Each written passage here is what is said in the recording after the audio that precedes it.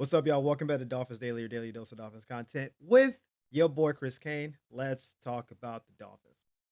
We mentioned Asante Samuel Sr. yesterday and some of the things he said, and I actually cut it short. He kept going. I didn't want to get into my completely bag, but he almost went scorched earth. He said upper management is afraid of their players and no one's there to stand up for them. They only traded Jalen Ramsey because they were sensitive and scared. I mean, it's a lot of stuff. And again, I do not believe Asante Samuel Jr. will be a Dolphin because his dad said, nah. But that does bring up a question. What's the leadership structure like in Miami? Because we know that Coach McDaniel has been kind of, a little loosey goosey. That's kind of his vibe, right?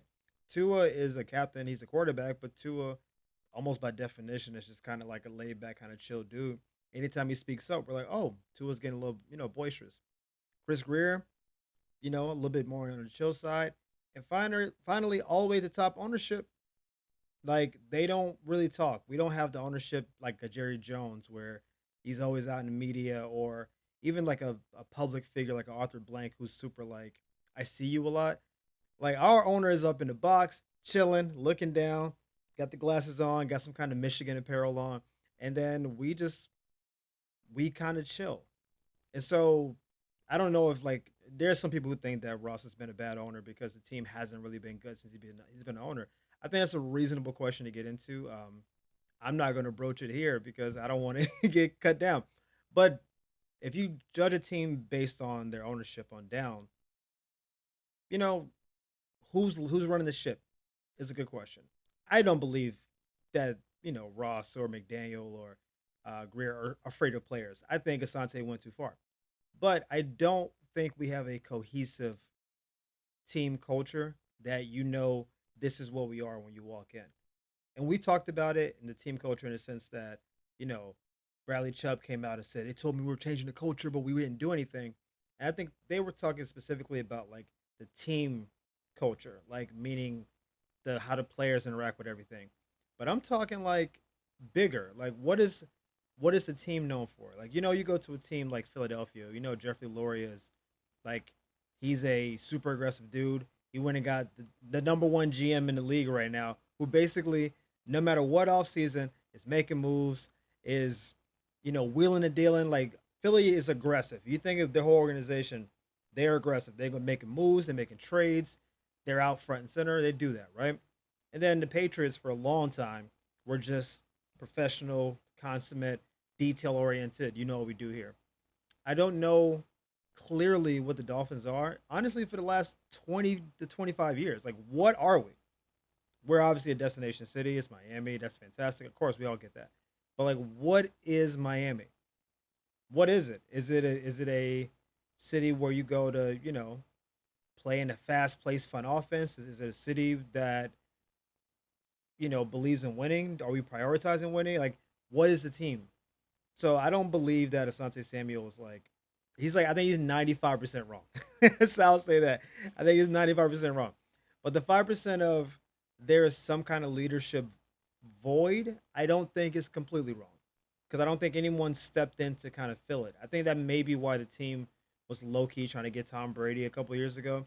They thought maybe Tom Brady could bring that with him, which would make sense. Tom Brady's from the Belichick Robert Kraft tree. Tom Brady obviously is the biggest winner of all time in the NFL. And where Tom Brady goes, you saw in Tampa, even when you have a coach like Arians, who was kind of hey, I'm an aggressive guy, but also Arians wasn't super detailed oriented kind of guy. That's not what his bag is. He's very much I'm in your face. I'll say what I want. I'm gonna drink when the game is over. And then Tom Brady came there, and Tampa.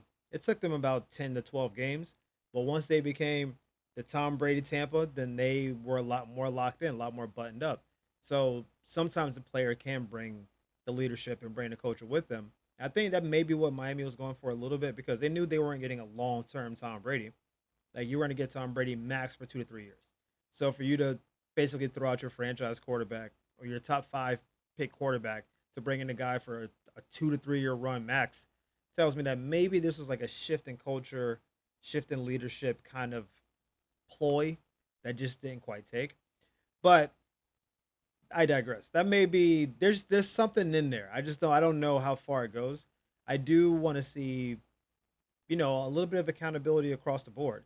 I think Tua has been allow other people to be leaders on the team and not really himself. And in the last couple of years, you definitely heard people say, "Hey, Tua's talking more. Tua's a little bit more vocal." So I think he's stepping into that more. I think Coach McDaniel has been cool, kind of being the quirky hip coach and not really being the, "Hey, this is my way or the highway" kind of guy. You don't have to be that way all the time, but there's a line between players coach and being disrespected. And I think as long as you're on the right side of that line, we're fine. If it goes to the point that he's such a player coach that I don't have to give him the respect and give him the deference that his position is worthy of, then I think you've gone too far. And I don't know, there's probably a couple of instances where a player crossed into the right side of that equation. But generally, you can be quirky, you can be unorthodox, you can do things your own way. Like Chip Kelly had some of that when he first came in the league. Chip Kelly came in the league and said, "We're running plays every 10 seconds. I don't care if I burn the defense out. I'm doing what I want." But Chip Kelly was no nonsense though. Like his name is Chip. He seems like kind of a fun-loving guy. Chip was not here for the games. He said, "It's this way, and if you're not playing that way, you won't be here. But also, we're gonna play a style of play, especially on offense, that you're gonna love to play for me." And I think that I don't need Coach McDaniel to go as far as Chip, but I do think there is some elements of Chip that he would probably benefit from. But I think Asante may have tapped into something, but he just said it with so much he has so much hate in his heart that it's almost hard to like even hear the message because it's like, do you sound like a scorn messenger? So even if the message has some truth in it, you just you just did too much. You just did too much, and so it may not quite cut through. There was a list. I'm not sure what the site is, and I feel bad for not being able to cite them. I'll do that in the future. But they're doing a list about the top 25 Dolphins in the last 25 years. It's 2025, so it's from the year 2000 on. So obviously, we know who's excluded, and we know who should be on the list in some capacity. And at number 25, they have Ronnie Brown.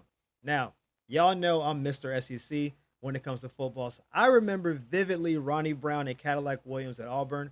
Even as a Gator fan growing up, when I saw them boys, I'm like, "Hey, it's something about them. That's something about Auburn. The War Eagle looking kind of good over there." Like for like a summer, they were like my second SEC team. Obviously, Florida was always number one, but I was like, "Yo, that War Eagle, something." Everybody loved Cadillac just because his real name was Cardinal, but whatever.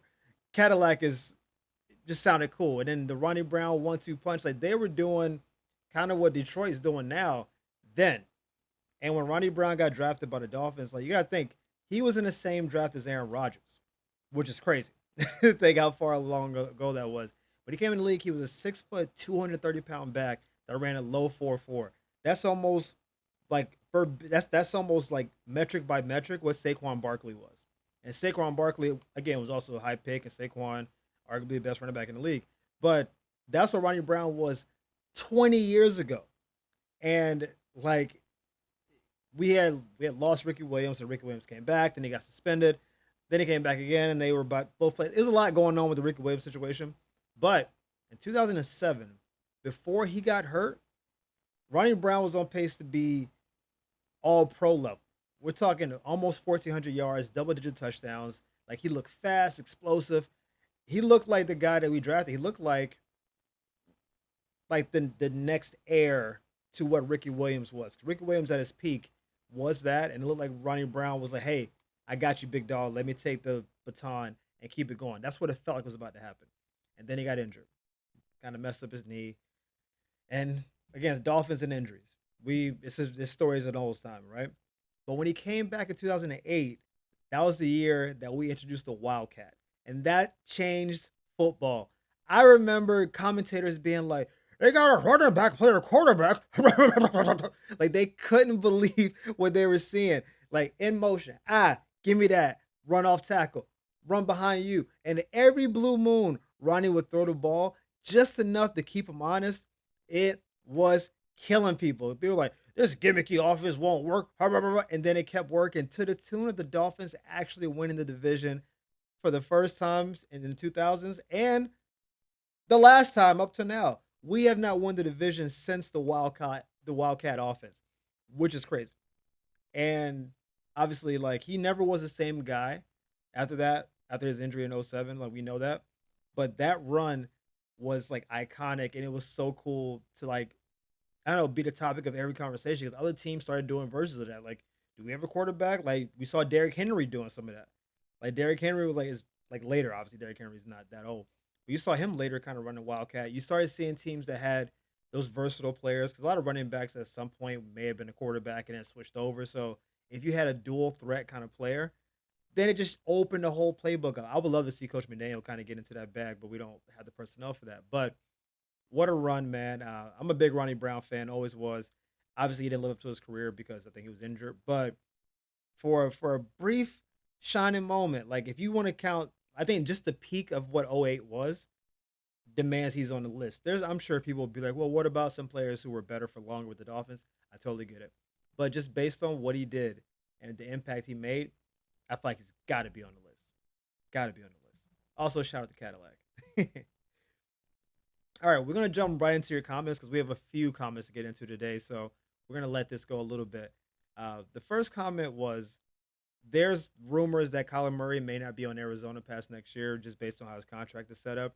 And if Kyler Murray, let's say Kyler Williams, if Kyler Murray is an option a year from now, depending on how this season goes for Miami, should the Dolphins entertain picking up Kyler Murray to replace Tua? That is an interesting question.